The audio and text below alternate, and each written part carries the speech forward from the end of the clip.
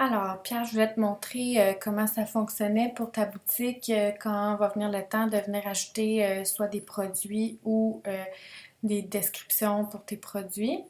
Alors, la page boutique ou shop où vraiment toutes les fiches produits se retrouvent, ça va toujours être la page ici dans le menu de gauche qui a un signe de dollar avant. Fait que ici, disons là, la page shop dans le menu, c'est une fausse page shop. La vraie, c'est toujours celle qui a des produits. Un truc, c'est que quand tu cliques dessus, tu as ce genre d'affichage qui apparaît. Alors, c'est d'aller directement dans chacun des produits pour aller ajouter les informations que tu as besoin. Alors, tu as toujours le titre, le prix, la description. Tu peux ajouter ce que tu veux là-dedans. Tu ajoutes les images. Si, disons, tu veux changer l'ordre des images, tu as juste à cliquer et à glisser sans problème. Comme ça. Super important, c'est d'aller ajouter la catégorie de ce produit-là. C'est ça qui va faire que quand quelqu'un va dans le menu, clique shop et veut magasiner seulement les foulards de soie, ben tous les produits de soie vont apparaître.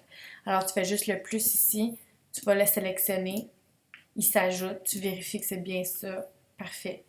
Alors mais disons pour le prix, tu cliques, ça te génère un SKU automatique, honnêtement, c'est pas bien grave. Tu peux le changer si tu veux. Tu mets le prix régulier. Si jamais tu as une vente, tu peux le mettre ici, puis tu sélectionnes que c'est en vente, ça va apparaître le nouveau prix. Ton stock, c'est l'inventaire. Je ne savais pas c'était quoi l'inventaire pour chaque produit. Alors, si disons tu en as 10, tu écris 10. Si jamais, disons que tu produis sur demande, ben, tu peux mettre unlimited. Ça veut dire que il n'y aura jamais out of stock, disons. Fait que, dépendamment là, de ce que tu veux ici. Bon, le poids, tout ça, on n'a pas vraiment besoin. Ici, c'est la partie en dessous du produit que tu peux updater. Alors, moi, j'ai mis des descriptions plus longues.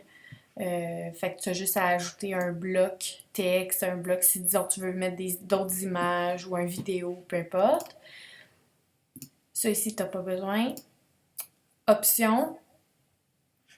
L'image thumbnail, c'est super important. Automatiquement, Squarespace va aller chercher la première image que tu as mis ici.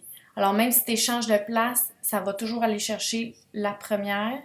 Donc, si c'est pas celle que tu veux, tu la changes manuellement ici en la jetant et en ajoutant une autre image. Tu peux ici changer ce qui va être écrit sur le bouton. Parce que je crois que automatiquement c'est écrit Purchase. Fait que là, vu que c'est bilingue, moi j'ai fait un bouton custom avec ça ici. Alors ça, tu peux le changer. Et c'est tout. Alors, on save. On peut aller voir ce que ça donne. Alors, tu vois ton titre, ton prix, ta description, le bouton custom, ça c'est généré automatiquement. Tu as toutes les autres photos ici. Puis ta longue description là, que je te disais. Puis la thumbnail, je vais te montrer c'est quoi. L'image, comme je te disais, qui est importante d'aller changer, c'est ça. C'est ça ici. Fait qu'automatiquement, dans la page shop comme ça, ben, tu as la première image, puis quand tu mets la souris, c'est la deuxième image qui apparaît.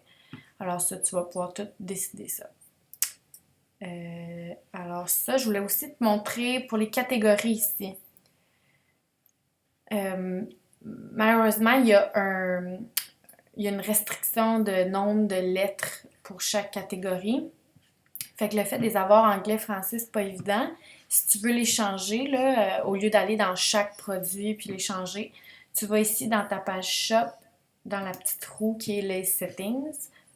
Tu vas dans Advanced et tu les as ici, catégories. Alors disons que, je sais pas, soit tu voulais le changer Alors, tu écris, disons, fleurs, scarves, et tu fais rename, puis ça va tout renommer les catégories pour toutes les fleurs de soie.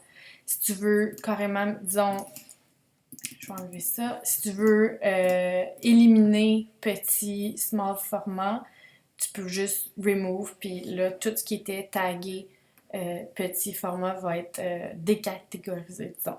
Fait que c'est ici que tu peux gérer les catégories. Alors, c'est ça. C'est tout.